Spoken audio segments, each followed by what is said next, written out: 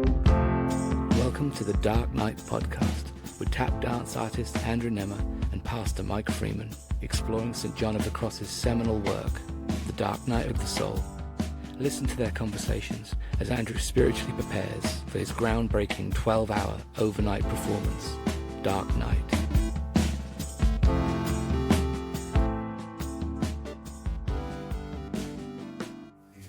So, what did you see?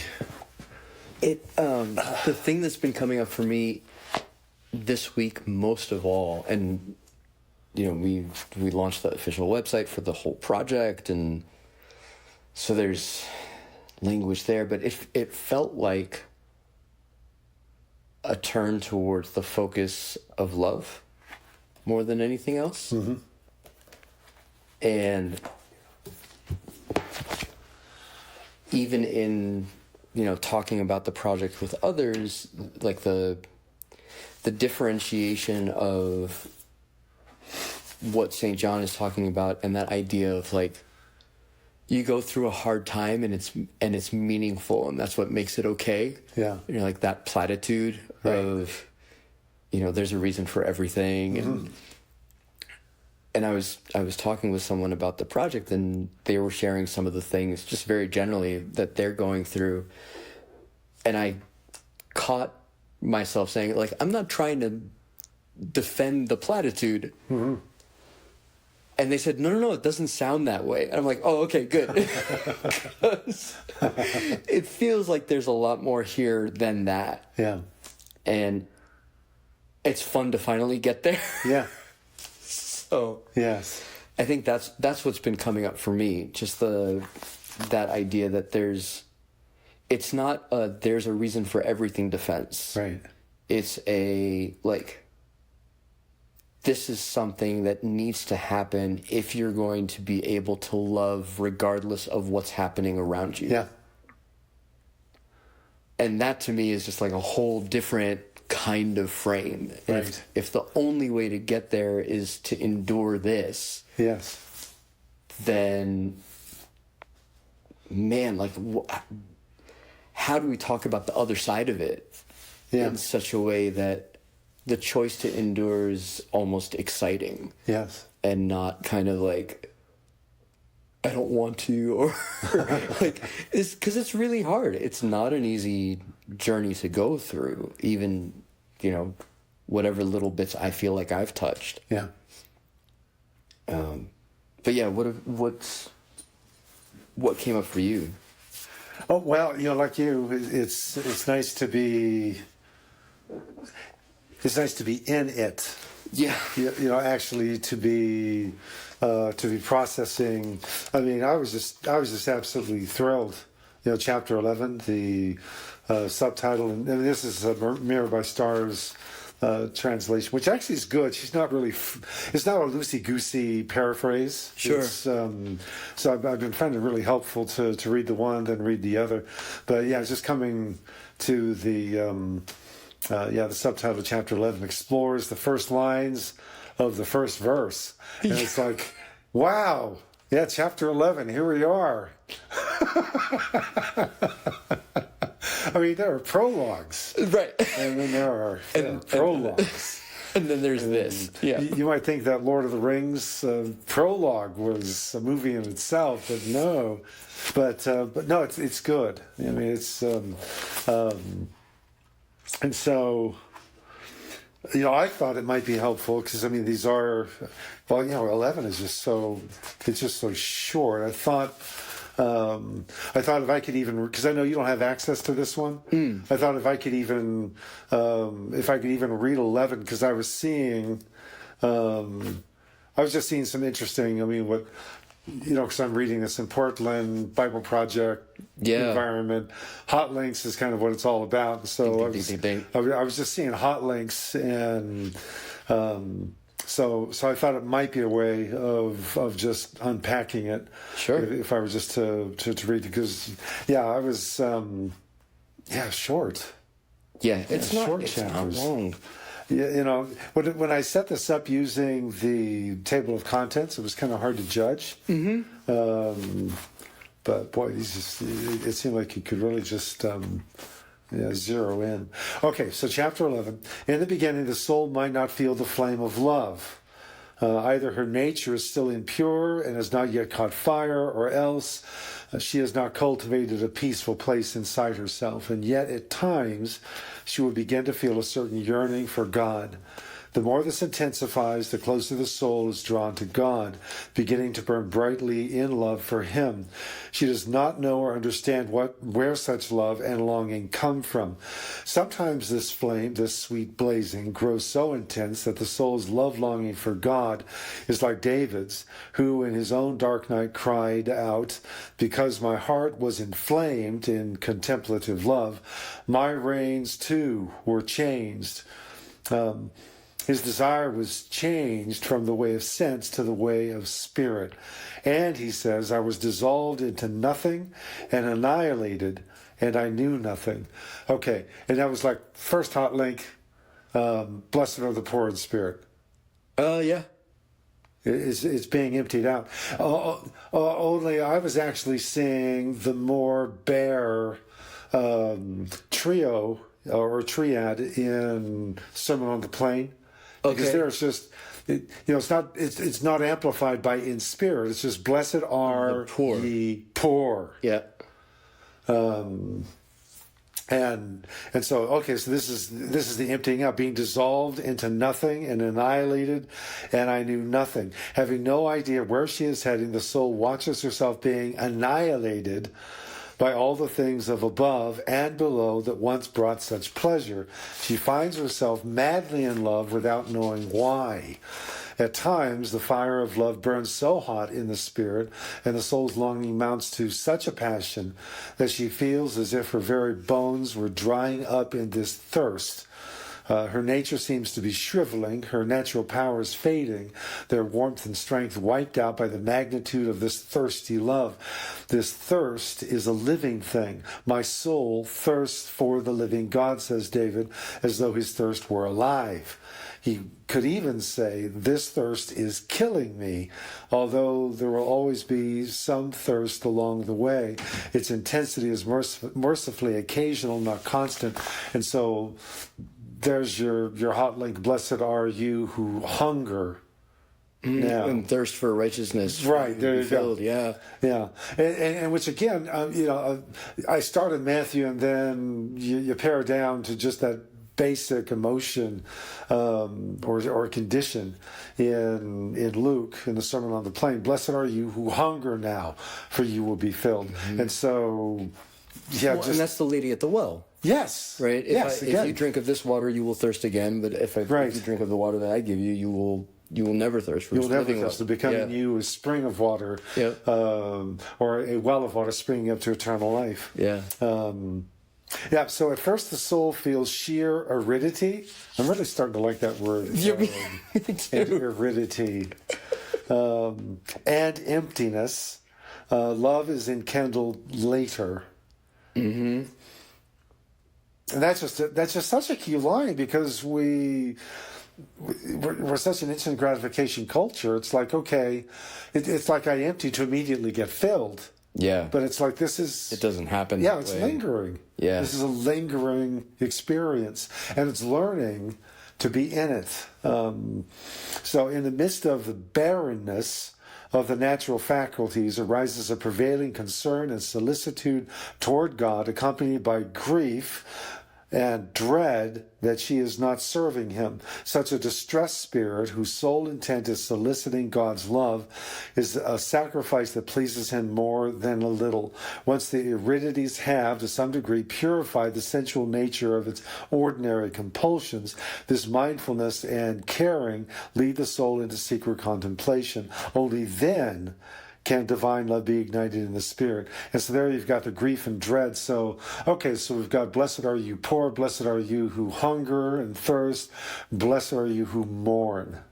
Mm-hmm. The grief and dread. I mean, all of those are emptying conditions. It's a full bottoming out, and it's not resolved. Yeah. And that just struck me. So this was leading me into a contemplation of the Beatitudes. So interesting. And the nature of the Beatitudes being, we have this condition which is unresolved, which is lingering, and there's the shall on the other side. Yeah. For they shall inherit the kingdom, for they shall be comforted, for they shall be filled, for they will inherit the earth. And that's really the rub, I think, of the Beatitude, because when you say blessed, which, Tim Mackey's translation is, this is the good life. Right. Or you could just say happy. Yeah, exactly. Yeah. So here's what it means to have it good. This is, I like to draw the pictures of the Hebrew letters and put them together in Ashrei or Asher in Hebrew. You've got power and teeth and head, and it's like big teeth in the head. So it's like, who's happy? And then you got a grin from ear to ear. Yeah, sure. Well, so who's happy? Those who have bottomed out and got nothing. Yeah. And it's not because their fortune suddenly turned. It's because they're with God. Right. Exactly. Yeah. Willard has an interesting take on the Beatitudes where he says, like, the stuff on the left aren't things to aspire to. Yes. They are normal conditions of life. Yes. More often than not, they're the conditions that folks, when observed, would be thought of as not blessed. Right. Right? If you're in that condition and somebody's looking at you and you're poor in spirit or mourning or hungering and thirsting for righteousness, like whatever the condition is, the person outside of God's kingdom who's looking at you would consider you troubled. Right? And then you have that space. Right. And then the resolving is almost like, but with God you shall be. Yes. Or in God's kingdom you would be. And that to me that was an eye-opener for me reading the Beatitudes, because it's like, because there's the opposite, right? So, blessed are the poor in spirit, for in the kingdom of God they shall have the kingdom of God. Right. Right. For with God they shall have the kingdom. Yeah. Or the poor of spirit in the world, quotes, are just poor. Yeah. Right. They have nothing. Yes. Nothing's going for them. And so you get the two polar views, and then there's, and this is an interesting thing when you think about the Dark Knight as like a progressive thing, is there seems to be a progression through the Beatitudes as well, that you come to God at the end of your rope, and that's where you most clearly discover who He is. Right. And if you accept the fact that with Him you can have His kingdom, and you turn back and look at the world, very common response is to mourn. Okay, so now you're mourning. Yeah. And you're with God, right? You've accepted that you have this relationship, but now you're looking at the world that you're in and you're like, holy smokes, this is a mess. Yeah. And the only person that can comfort that kind of mourning is also God. Right. And so you move from having something to receiving something. Yes. And that gets you to, well, if I've received this, then I don't have to fight for things that I need. Mm-hmm. And so there's the potential for meekness after that kind of experience. Right. Which gets you to the idea that, well, you can have what you want without having to fight for it. Yes. Without having to stand up for yourself or do all the things that everybody in the world would say, well, if you don't, you're just going to get run over. And that gets you to inheriting the earth as opposed to snatching it. Right. Yes. Right. And it kind of, it kind of goes through the whole thing, and I wonder how much of the in-betweens are the dark nights. Right, where okay, you've experienced comfort, but now you have all these other needs, and you know that you can be in a disposition of receiving more than grabbing, but it's not worked out that way. Right. And it might take time, and in that time, is there a desert? Is there aridity? Is there like a feeling of isolation, a disillusionment with who you just experienced God to be? Right. Like, how much of that happens every time until you get to the place where you're the peacemaker in the midst of the chaos, right? And don't necessarily have anything pulling against you that could prevent you from being the peacemaker in the midst of the chaos. Right. That's, yeah, because that idea of like things getting stripped away and walking through the desert, and I underlined at the end of the chapter that you were just reading, or the end of the paragraph, that number 2, the soul knows only suffering in this dark and arid purgation of the desire. Yeah. It's like, oh my gosh. Yeah, you got to read that line one more time. That's a line that deserves. Yeah. The soul knows only suffering in this dark and arid purgation of the desire. Wow. Yeah. But it continues, by this means it becomes healed of many imperfections and exercises itself in many virtues, in order to make itself meet for the said love, as we shall now say with respect to the line following. Yes. Oh, happy chance. Yes. Yes. Right?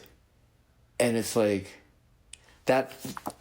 I almost have a vision of someone, they're walking in their life, and then they come upon something, and there's a pull towards that thing.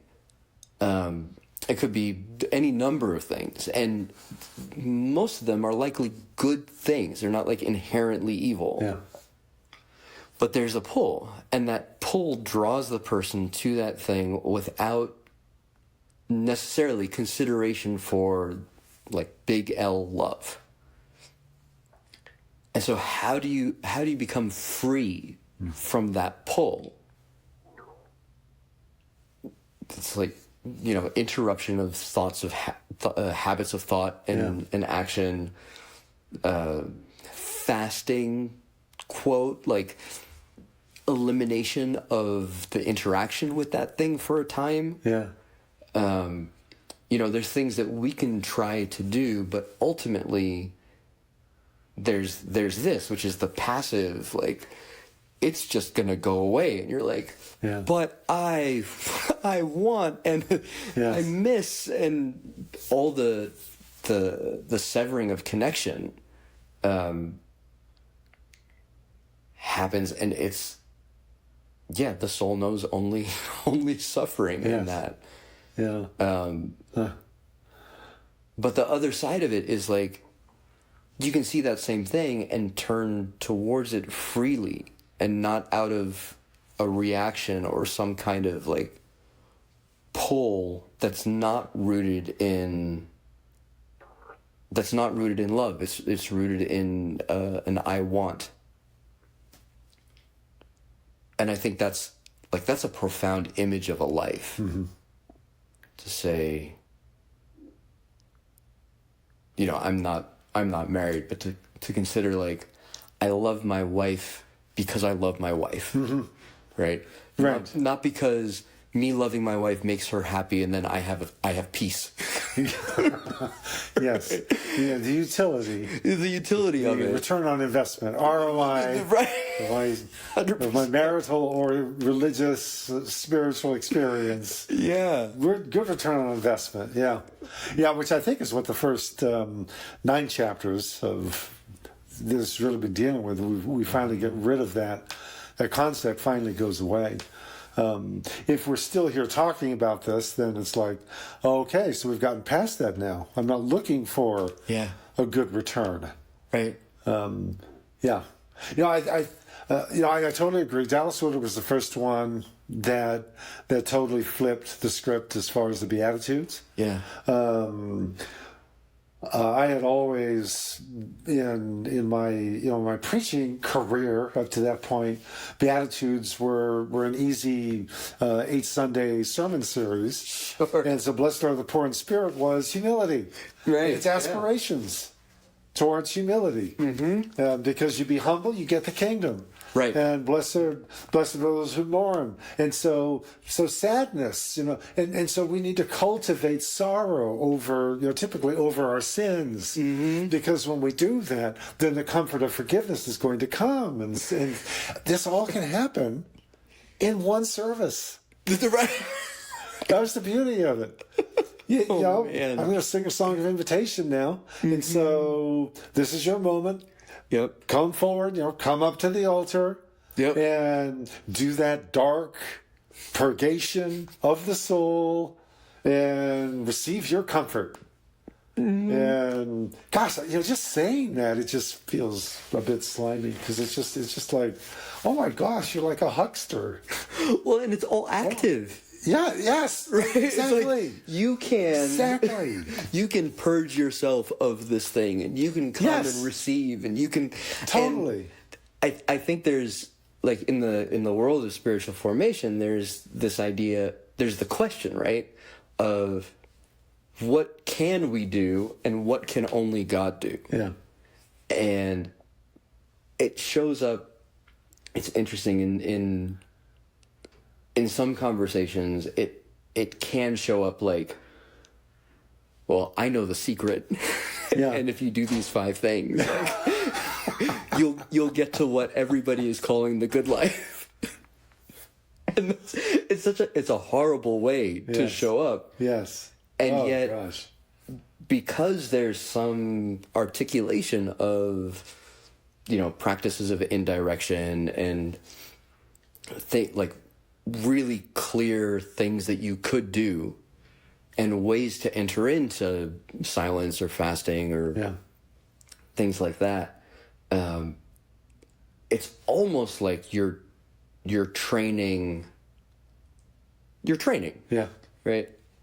And if you've been trained and you're now talking to somebody who hasn't, it's like there's that achievement-oriented dynamic, which is horrible. Yes. But I think the question is super important, because if you think that spiritual growth comes only from active and direct participation, I think you're in for a really hard road. Yeah. Oh yeah. And you land where was it Paul? Like you land as a boaster. You land as like, I did this. Look at what I did. Exactly. And I think there's a reason why we can't do it. Yeah. Well, and that's in my mind also is drawn into Philippians, because Philippians is in many ways what would the right word be, the apogee.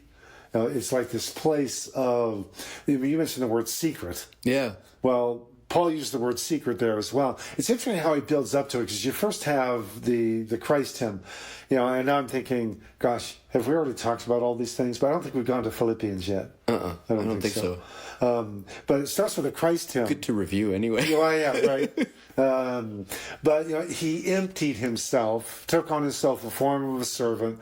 But that idea of, because that's a Greek word kanoo, so kenosis. Is the emptying. And the emptying, now there's an active decision to allow yourself to be emptied. But it's like you're actively engaging in a passive mode of, because somebody else is doing the emptying, actually. Right. It is a surrendering. And so there's this yielding, which is at the heart of Christ's whole experience, which is what we're called into. Paul parallels that in chapter 3, where he talks about his pedigree all the things that he had that he could boast of. I was, a son of Abraham, of the tribe of Benjamin, a Hebrew of Hebrews. All the credentials. As to the law, blameless as to legalistic righteousness, faultless as to zeal, persecuting the church. But whatever was to my profit, I now consider a loss for the sake of being found in him. And there's that passive thing again. If there's anything active, it's at this point, Paul says, I am pressing on to take hold of the one who's already taken hold of me. Right. It's a response. It's a response to, so that's the whole thing, which is Beatitudes. Once again, it is, and I was just, that was such a key moment, I think, for me in Divine Conspiracy, encountering the Beatitudes that way. And seeing them flip, that blessed are the poor in spirit. Okay, this is a condition, the passivity of it, the purgation of soul is what's happening to you, and you're allowing to happen to you. The mourning, the hunger and thirst, the meekness. Meekness was kind of a hard one, because I was always thinking, well, meekness is humility, and I need to work at being humble. Yeah. And then right around the same time, I've got one of my key mentors, David Roper, telling me that the path to humility is through many humiliations.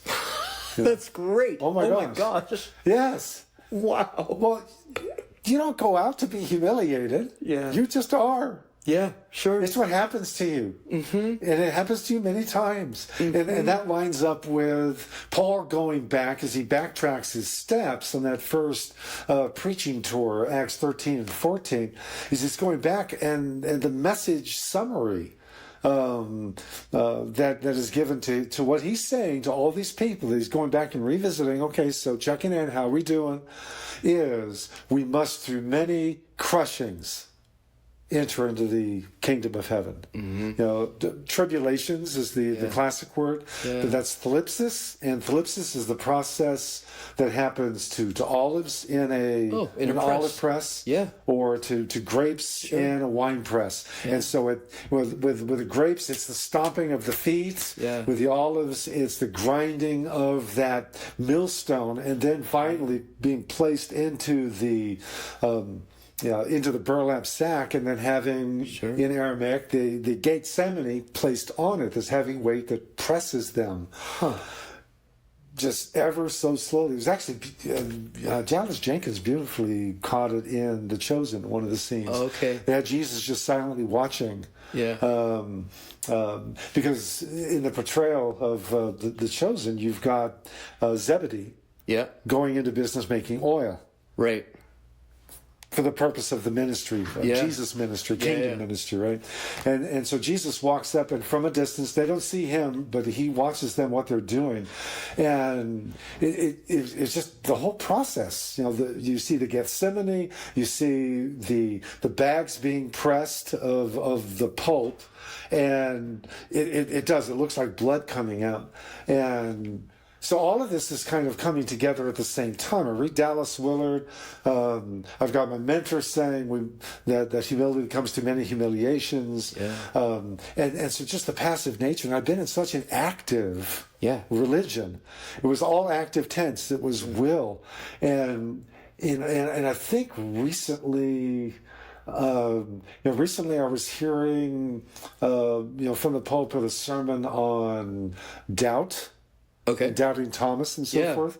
And the idea was you got belief and you got unbelief, and it's your choice. And I understand there is choice. Sure. We make choices.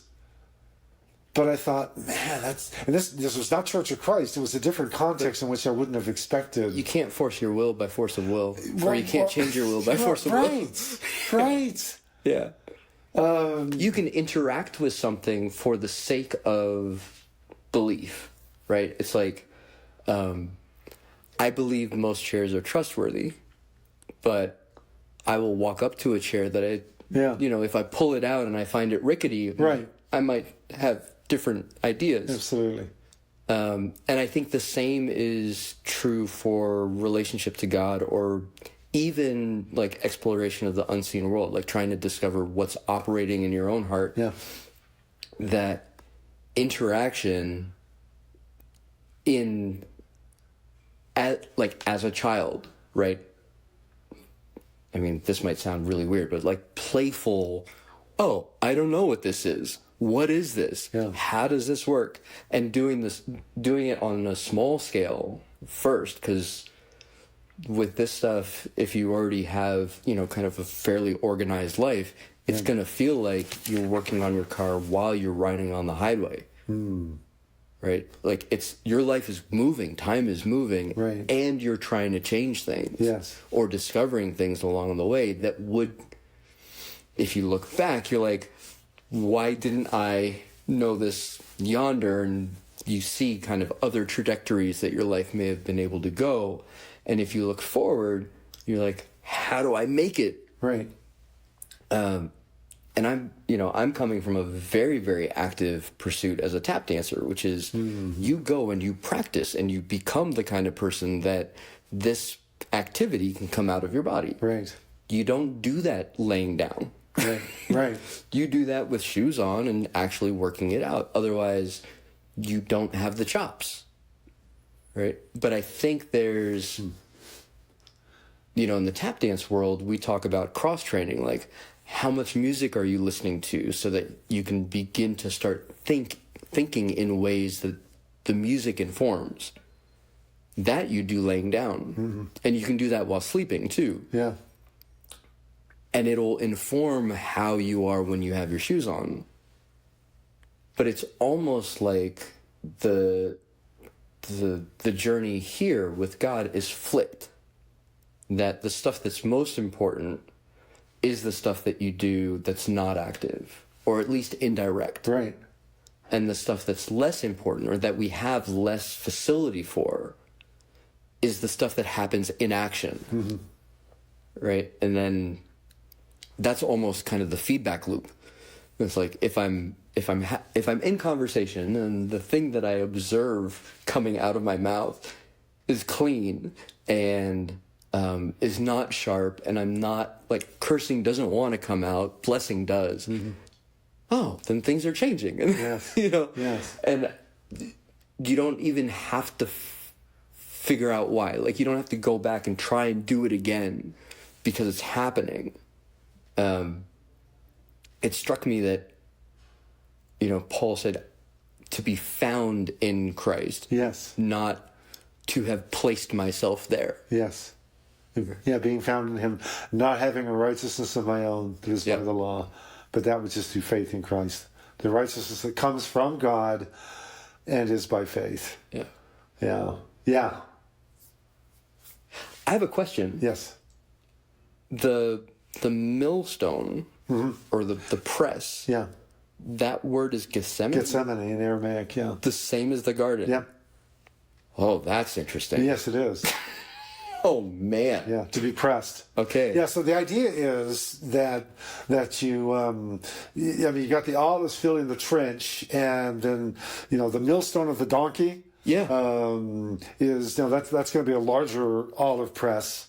And so there's the big, wooden beam through it, and you harness the donkey to it, and it goes round and round. And the millstone is rolling. And it's just crushing them every time. And then you've got containers, a container on the side that's catching everything that flows out. And so then you just got a pulpy mess in there. Well, you're not done yet. No. Now, of course, the pulp is not saying we are going to make ourselves into oil, the best oil ever. Right. No, the pulp is being crushed relentlessly.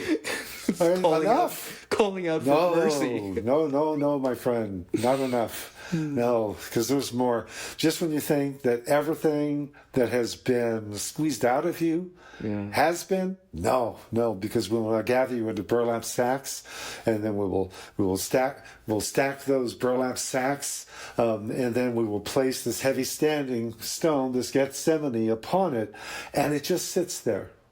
Oh, man. Yeah, so they're not actively pressing it. You know, they're not like it's tightening the screw, which maybe there are devices that do that, but it just sets. You know, it just hoists it up and it just sets, and it's just gravity. Wow. Is just slowly pulling it down, and again they've got containers gathering up all the oil, that's the last phase. It's extremely passive as far as the pulp is concerned. Sure.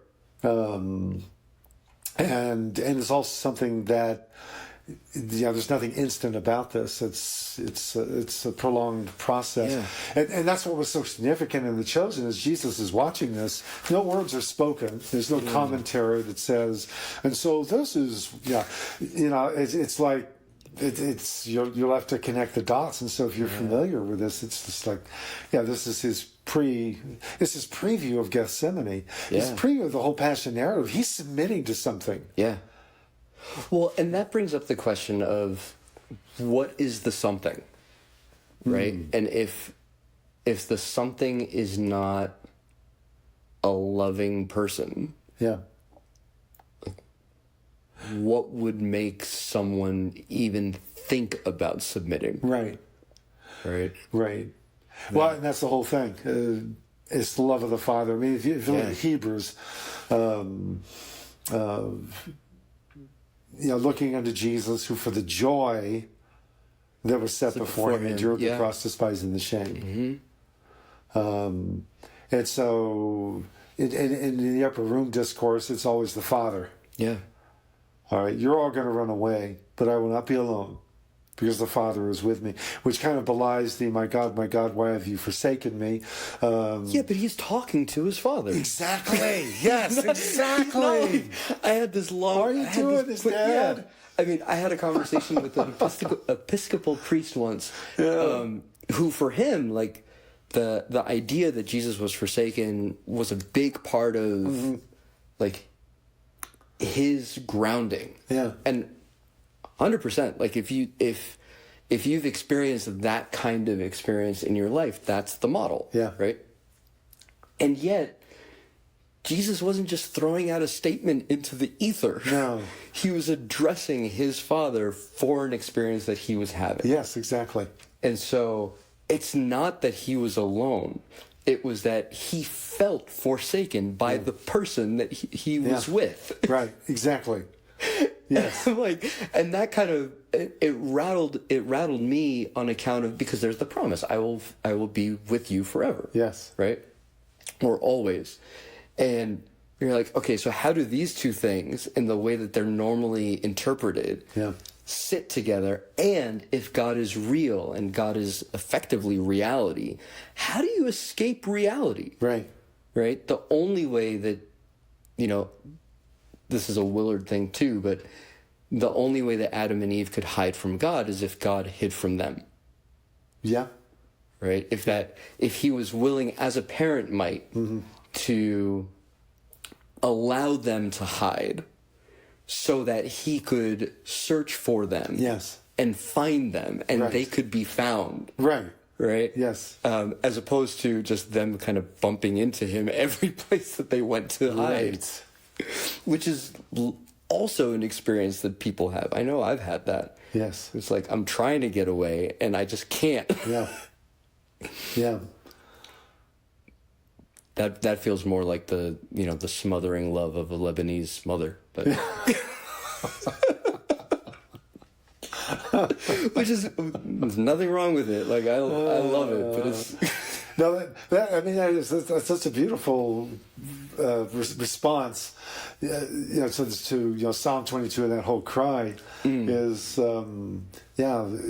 was my God, why have you forsaken me? It's like, well, so who's he talking to? He's talking to the void. Yeah, it's dialogue. Yeah, 100%. And so many of the Psalms, that's where they're coming from. Yeah. Because they do feel they are in this place of purgation. Yeah.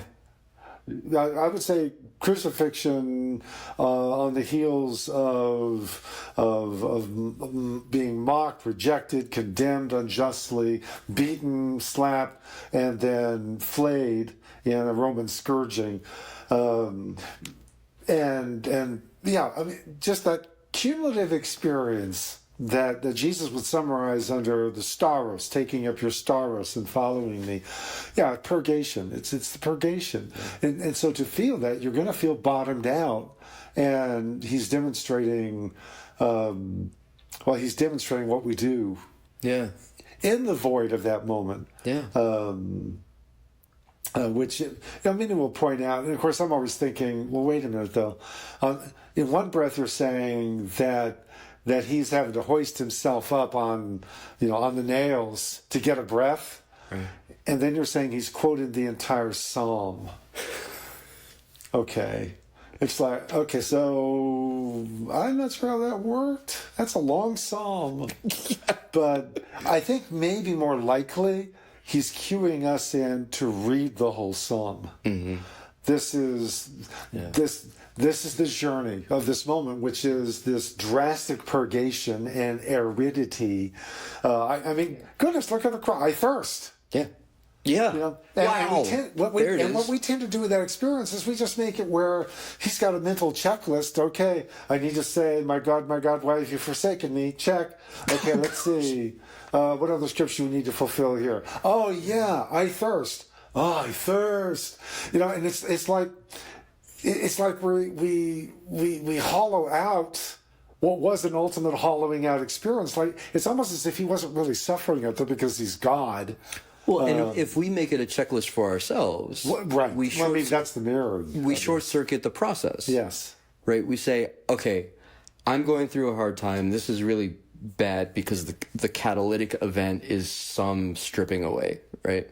And then we say, okay, how do I control the journey? Yeah. Yes. I was thinking control exactly is what it is. Oh, I must be thirsty, or why have you forsaken me, or any number of other things that might come to mind as a way to try to get God to do a thing with us that we would enjoy more than the experience that's actually happening. Or to see it as a checklist by which I could finally get through this and get to the other side where the good stuff is. Yeah. And instead, it's bearing witness to the utter pouring out of this moment. Yeah.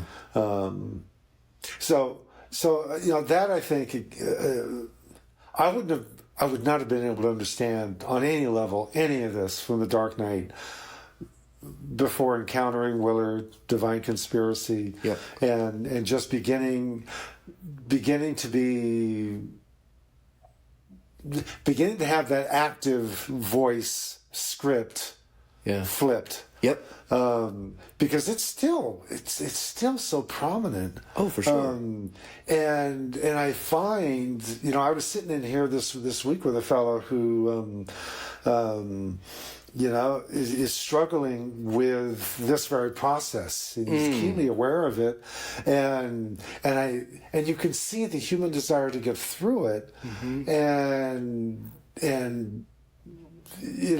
the steps, the formula or something, and in this occasion, all I had to give him was, I just did a contemplation this last weekend, in Portland on Psalm 1 with a group of people around a table, and Psalm 1, blessed is the man who walks not in the counsel of the ungodly, nor stands in the way of sinners, nor sits in the seat of scoffers, but his delight is in the Torah, in the law of God, and on his law he meditates day and night, and that's Chagah, which is this low moaning, murmuring of repetition and recitation and so forth. And he will be like a tree planted by Palge Mayim, by streams of water, who brings forth fruit in its time.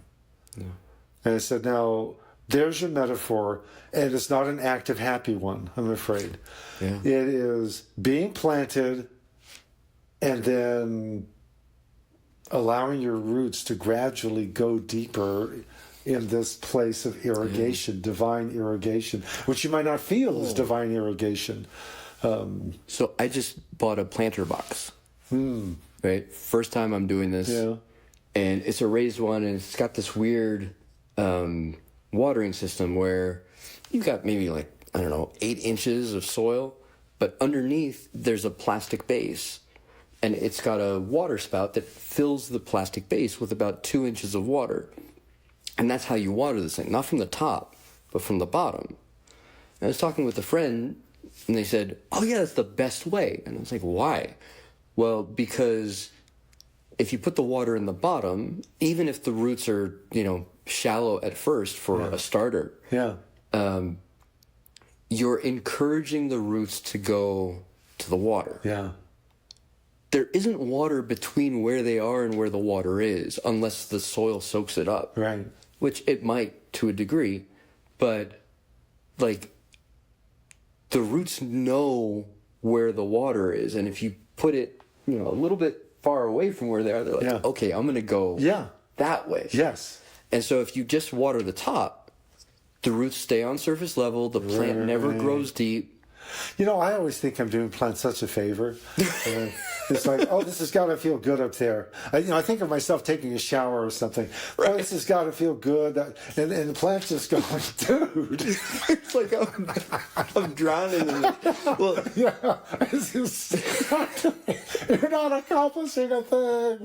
The flip side of it was we just put had transferred like a little cucumber starter into the planter, and they said, for that one you water all around that thing because you just moved it, and you gotta feed it because it needs all the help it can get. But once it's in there, it's like, no, you put the water far away. You're like, wait, goes what? down to it. Wow. Yeah, there's, oh gosh, I've got a book here on vines, on vineyards, Tales from a Venetian Vine Dresser. As the author tells the story, he's in Italy, he's got writer's block, he's supposed to write a book, so he's just taking walks through the countryside, and he encounters 2 different kinds of vineyards.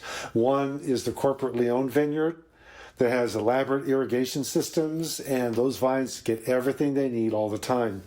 And then there's the family-owned one, and I think he said, the vintner was Aldo, and he could hear his voice. And he finds Aldo, and it's this old Italian man, and he is on his knees, and he's lifting up the branches, which gave him a whole perspective on any branch of me that is not bearing fruit. He lifts it. Oh, wow. Iro is the Greek. He lifts it as opposed to he takes it away. But he's lifting it, and he's washing off the leaves, and then he's redirecting them so they can be in a place. But the whole thing is, Aldo said, these corporations, they just throw all this water and you're going to get the best wine when the vine has to suffer. Oh, when it suffers through the dry seasons, because then it's going. Yeah.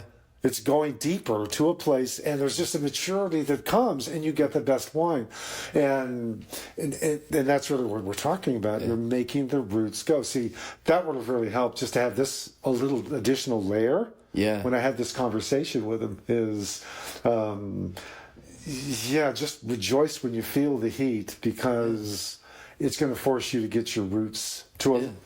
See, notice how I just put that active. To get your roots. No. Well, this is what your roots will do. Yeah. Yeah. And I think the thing that we can do, which is kind of the center around this live event, is you honor the choice to endure. Yeah.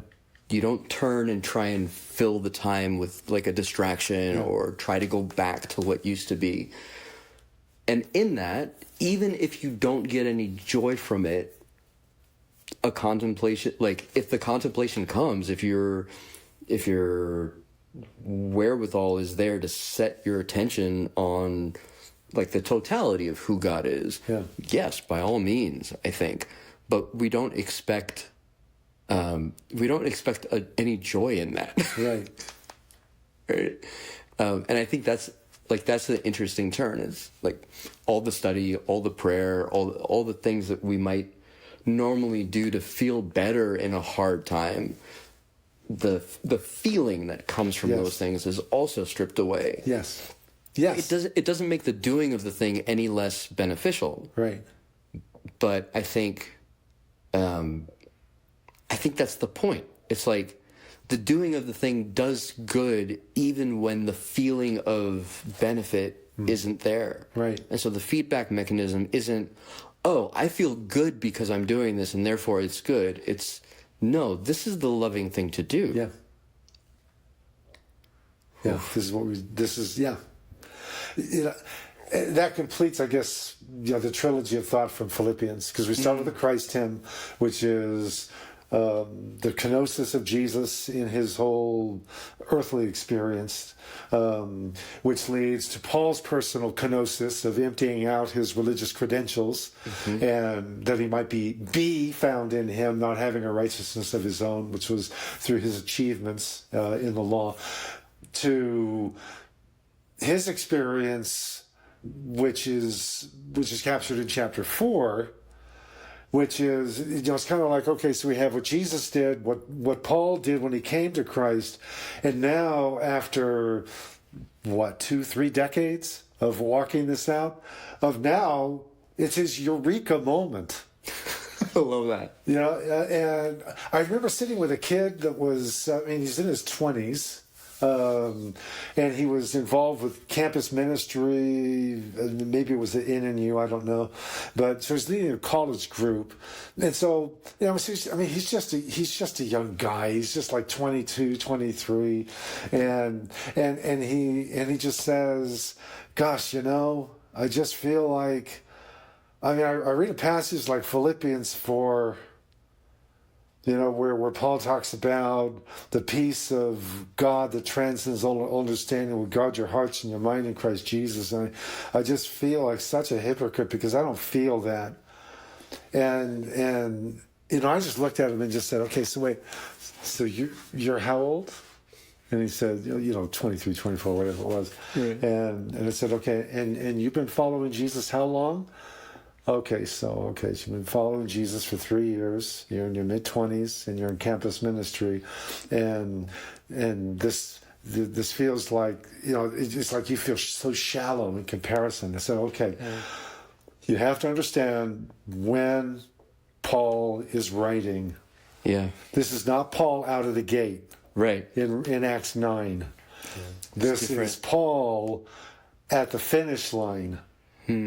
Saying, I have finally learned the secret of being content. And I think that Greek word is autokrates, if I remember, which is self-power. And so it's an inner empowerment. And in essence, it's why I'm in this place. There's no striving left anymore. There's no pull. Yeah, there's no pull. Yeah. Exactly.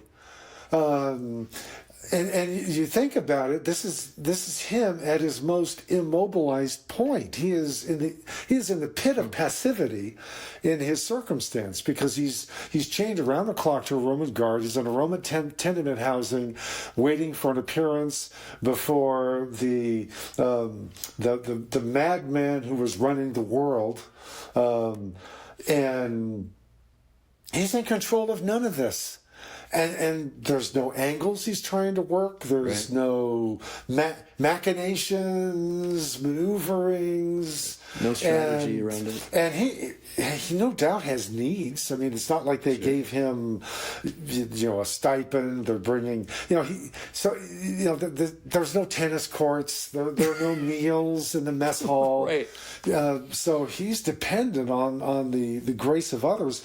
And the occasion of this is somebody's shown up from Philippi, and they've got a bag full of supplies, funds, and supplies for him.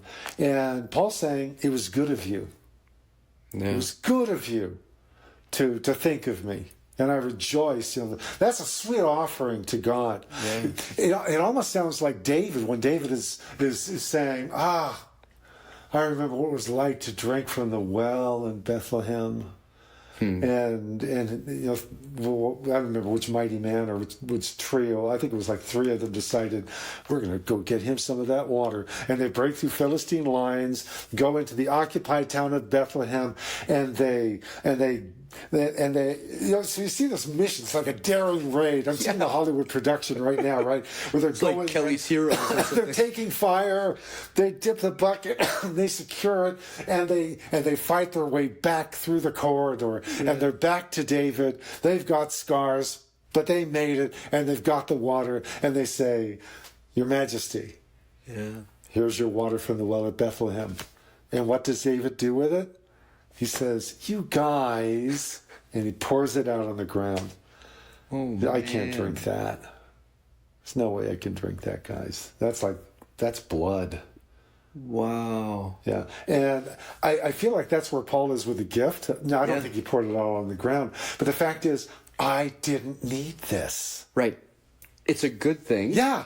Thank you. Because it says something. It's going to redound to you. This is so good for you. Yeah. And sure, it's good for you, remember me. But you just have this sense. I've learned the secret of being content in any and every circumstance. Yeah. This ultimate pit of passivity, which, that sounds so pathetic. And I guess from one vantage point it is, but it's dark night. Yeah. I know what it is to be, again, passivity, to be in want. I know what it is to have everything that I need. And so therefore I'm content in any and every circumstance. And then he says the mystery, the secret. And I like telling people this in Greek because it's like, it's mystery, right? Ponto school and ton dunamunte ma Christo.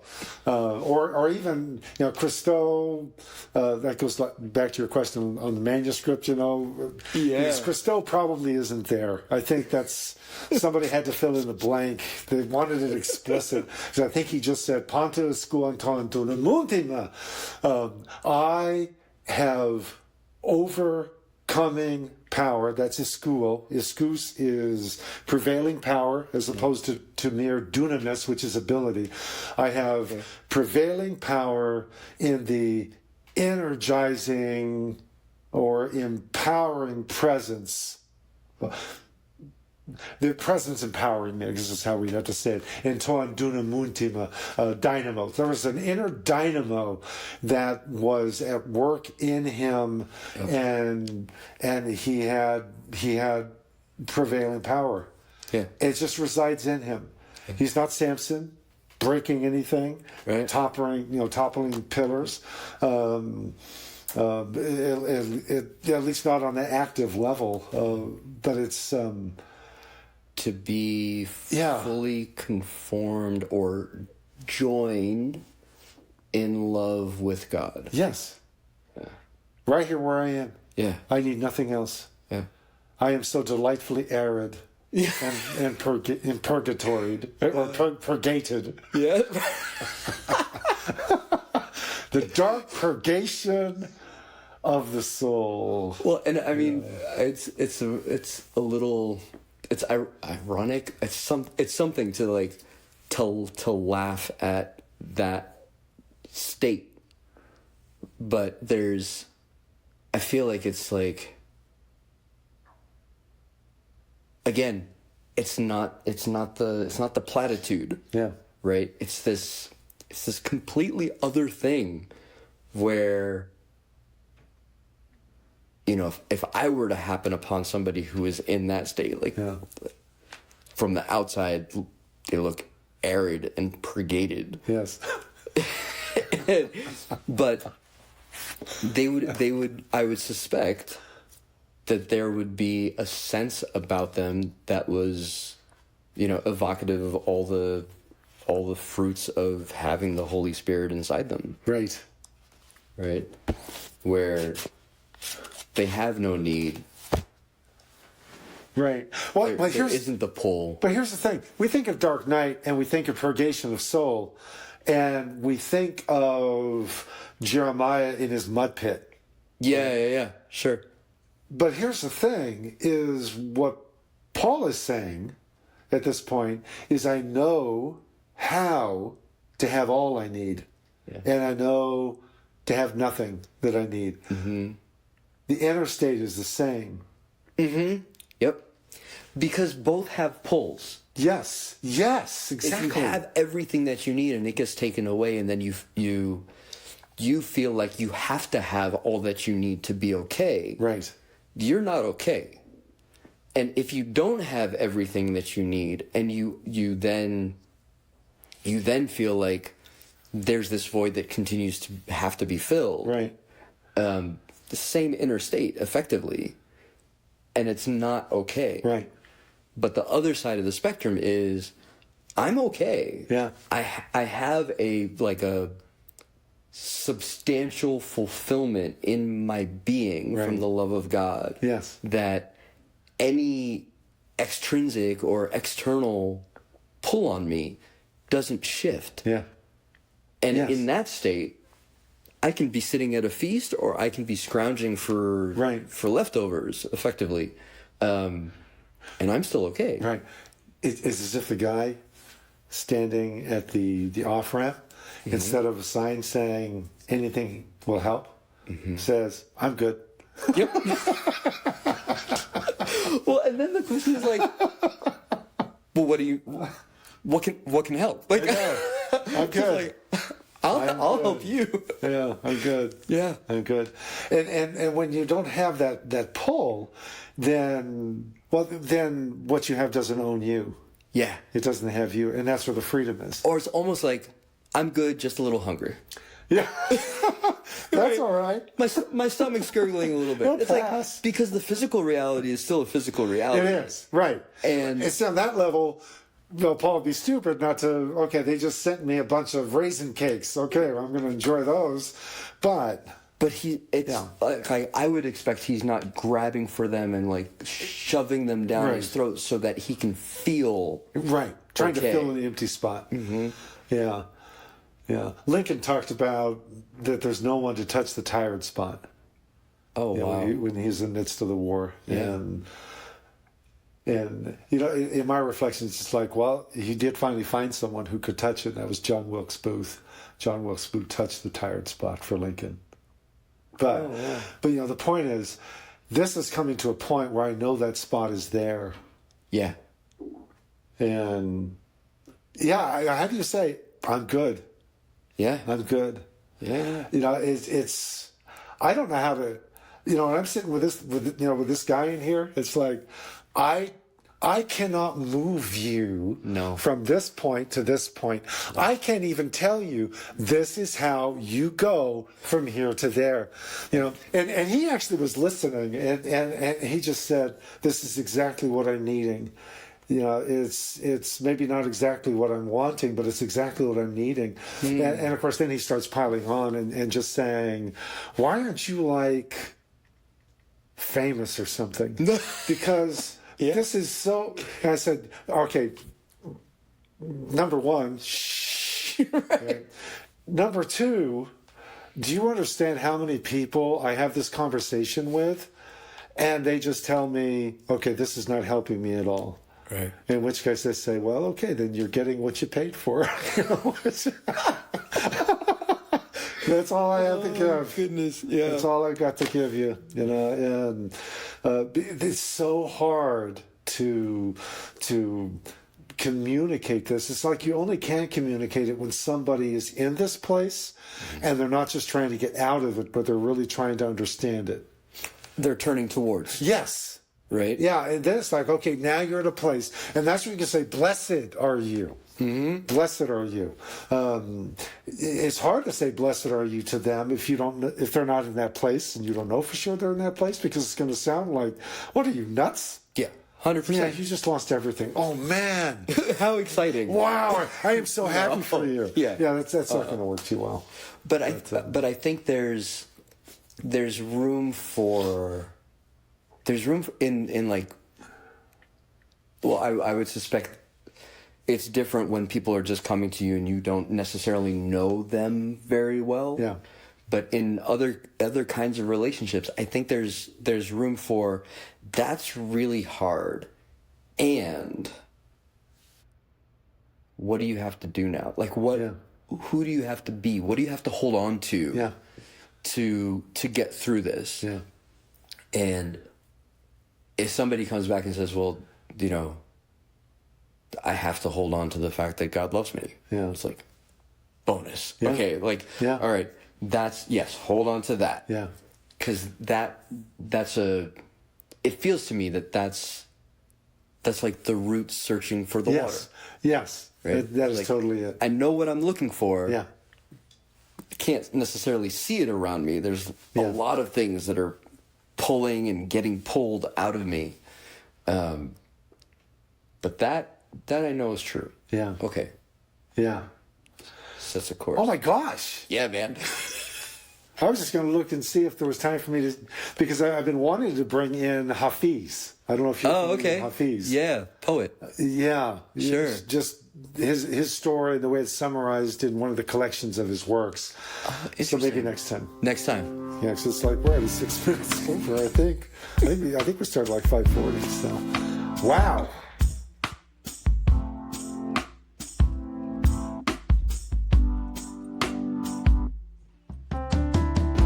Dark Night Podcast is a production of the Nemr Institute.